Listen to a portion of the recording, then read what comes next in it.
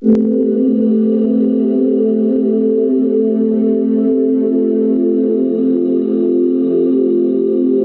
Semicon welcomes you to explore the field of semiconductor physics and technology, the foundation of microelectronics and VLSI design engineering.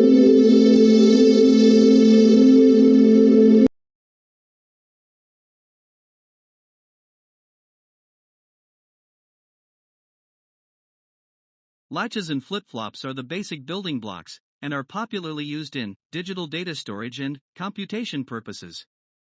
Latches are built using transmission and inverters gates and are classified by enabling signal polarity, namely positive or a negative voltage. Latches connected in a specific sequence form a flip-flop and are classified as rising or falling clock edge flip-flops. Latches are popularly used in asynchronous and flip-flops in synchronous applications. In this video, we will discuss the internal structure and operation of a latch and flip-flop. Also, discuss the factors contributing to the occurrence of setup and hold times timing constraint. So, let's get started. Latches are level-sensitive storage elements. When enable signal is active, the input data is latched to output Q and is retained up to the next enable signal sampling. A flip-flop is an edge-sensitive storage element. It latches input data on either rising or falling clock edge signal only. The launched data at Q is retained till the next clock edge sampling.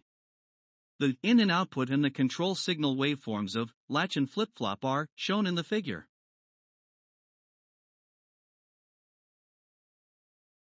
Latches are built using transmission gate inverters, and they operate in transparent and opaque mode. When the enable signal N is active, the transmission gate operates in transparent mode and the input data D is propagated in and retained in the feedback loop. When the control signal is deactivated, the feedback loop latches into the output Q. Polarity of the latch indicates its transparent mode enabling voltage.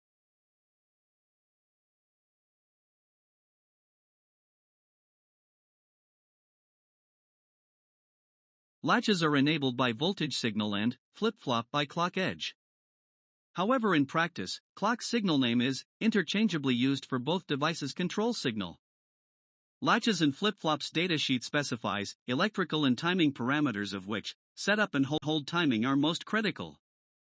For latches and flip-flops to realize the designated functionality, it is a prerequisite to comply with timing constraints of the device. Else, the device will enter into metastability state. Timing constraints, such as setup time, hold time, define the timing window. For proper operation, with reference to the clock signal, the input data must remain stable in the timing window. Failing to meet these constraints can lead to metastability issue. Metastability state is an operating condition in which, irrespective of the input data, the device produces an oscillatory output.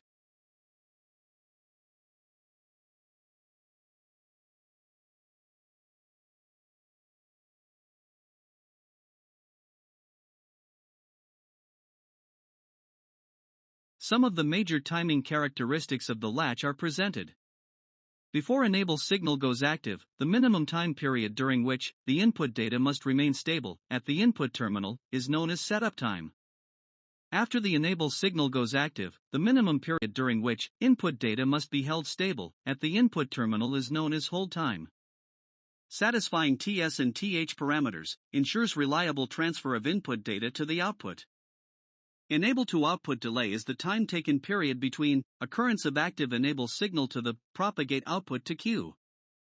Minimum enable pulse width, logic gate and internal node parasitic, along with the load capacitance, creates internal RC time constant that delays the data propagation. The minimum pulse width specified is much larger than the internal parasitic time constants, so that the data is faithfully propagated through the latch.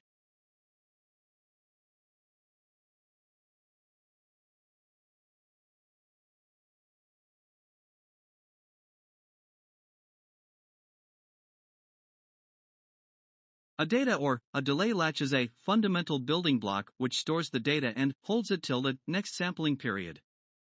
A negative latch is made up of a transmission gate, inverters, and a feedback loop. A negative level D-latch with low control voltage signal switches on the TG1 transmission gate and operates in transparent mode. During this period, input data is propagated to the input of transmission gate TG2 and stored in the feedback loop. When disabled by high-level control signal, TG1 is switched off and TG2 is switched on and the stored data is latched to the output queue. The latched data is retained up to the next sampling signal.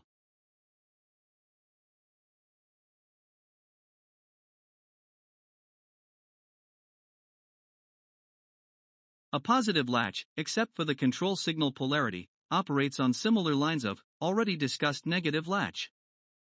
A positive level D-latch, with active high control signal, TG1 operates in transparent mode and propagates input data to the input of off-state transmission gate TG2. With logic low control signal, TG1 switches off, TG2 of feedback loop switches on and the previously stored data is latched to the output queue. Latch performances depends on individual device's parameters and the interdependent stage characteristics. Some of the influencing factors are transmission gate on resistance, internal node capacitances, and the net parasitic RC delay slows down signal propagation and extends setup. Increased inverter propagation delay increases internal node stabilizing time. A weak feedback loop takes longer stabilization time and increases the setup time. A longer clock-to-queue delay increases the setup time, as the latch needs more time to stabilize the input data. The clock driving the transmission gate with skew or jitter may extend the transparency period of the latch. Slow clock transitions or jitter can delay closing of the transmission gate and increase setup time.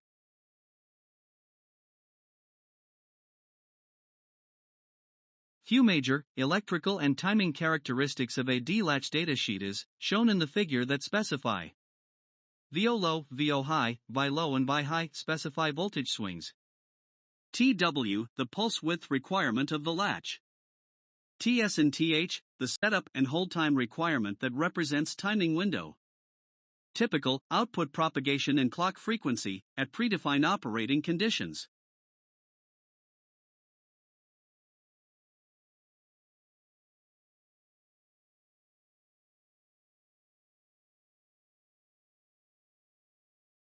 Flip-flops are constructed using a combination of positive and negative level sensitive latches, operating in tandem to achieve edge-triggered behavior. A negative latch followed by a positive level latch creates a positive edge-triggered flip-flop. On the contrary, a positive latch followed by a negative latch creates a negative edge-sensitive flip-flop. The first stage latch is known as master and the second known as slave stage. The master before the clock edge captures the input data. The second stage, on clock edge, transfers the held data to the output. The clock voltage transition between two polarities creates an clock edge triggered effect.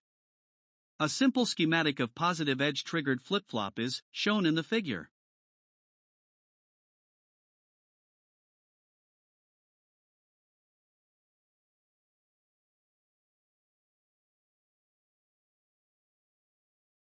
The figure shows the internal structure of a positive edge-triggered flip-flop, constructed by a chain of negative latch, followed by a positive voltage-sensitive latch.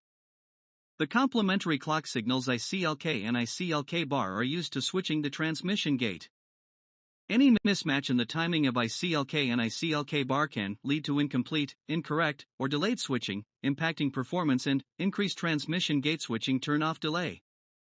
The first latch, known as master, operates in transparent mode with low enable signal, propagates the input data D into the latch. The second latch, known as slave, operates in transparent mode with high enable signal, propagates the latch data to the output terminal Q. The combination of these latches form a positive edge triggered clock flip-flops. After the clock transition, data transferred into slave is retained at the output Q.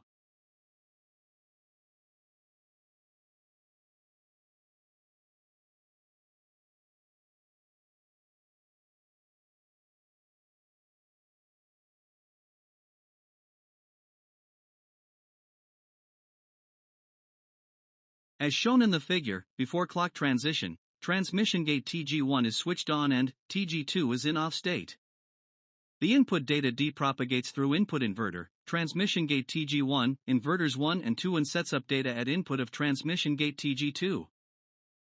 Before the occurrence of clock transition, the time required for input to propagate data to the transmission gate 2 input is known as setup time. The setup path delay is expressed as the sum of delays of transmission and inverter gates present in the data path, and is expressed as TS equals sum of the transmission gate TG1 plus delays of input inverter and inverter 1 and 2.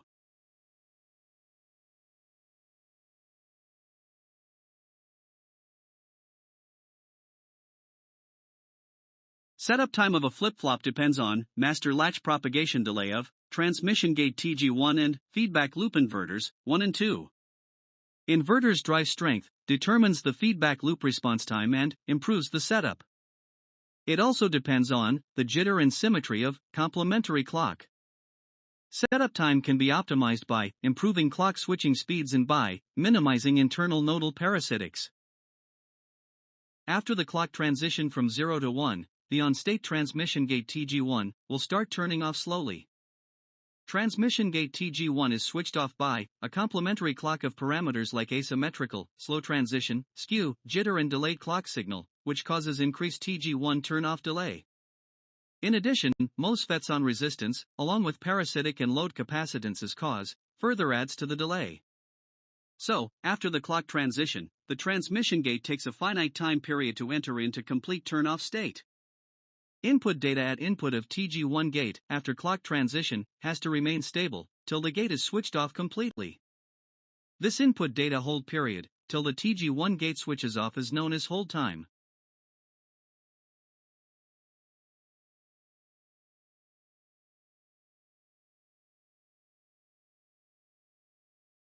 After the clock transition from 0 to 1, the on-state transmission gate TG1 will start turning off slowly.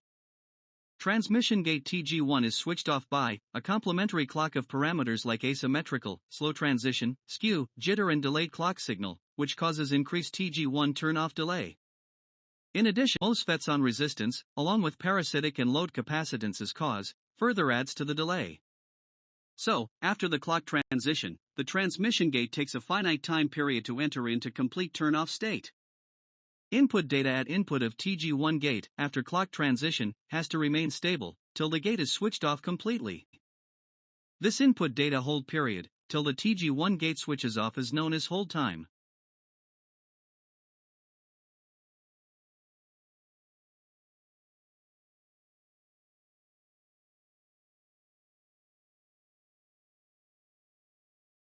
In a D flip-flop, to avoid input variations corrupting the stored master latch data, the transmission gate should switch off very fast and quickly isolate the input.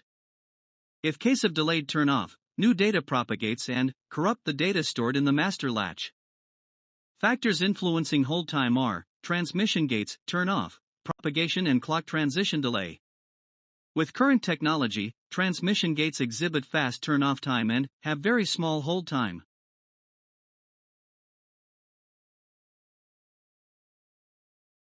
The timing window of a flip-flop represents the sum of the setup and hold timing constraint periods, during which the input data has to remain stable. Propagation time TCLK to Q is the minimum time period required to propagate data between occurrence of clock transition CLK and the propagated data to the output Q. The setup and hold times define the data capture and propagation time defines data transfer constraints. The timing window represents the input data constraint of master latch and the clock to Q delay represents the internal data propagation constraint of slave latch.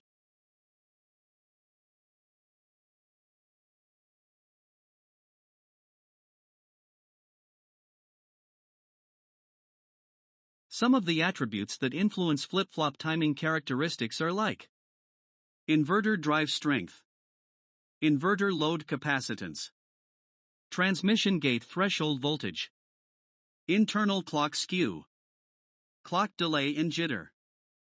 In addition, setup and propagation delay also depends on transmission gate on resistance, transmission gate and internal node capacitances.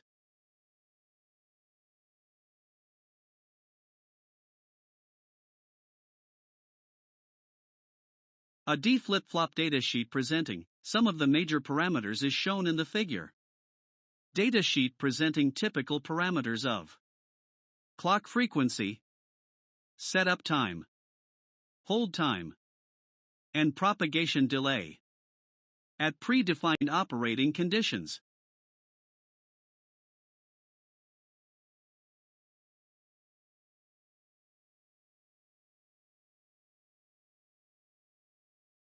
A timing path in a digital circuit refers to the route taken by a signal from a launching flip-flop that is clocked by the source clock edge to a capturing flip-flop clocked by the same or a different clock edge. This path includes the propagation through combinational logic and the associated clocking constraints. Timing violations occur when the signal fails to meet the required timing constraints of setup and hold times, which put together forms a timing window. We observe that a stable data in timing window exhibits faithful data transfer to the output. The unstable data in the timing window leads to metastable state, in which the output data has no relevance to the input. Proper timing analysis and design optimizations are essential to prevent timing violations and ensure reliable circuit operation.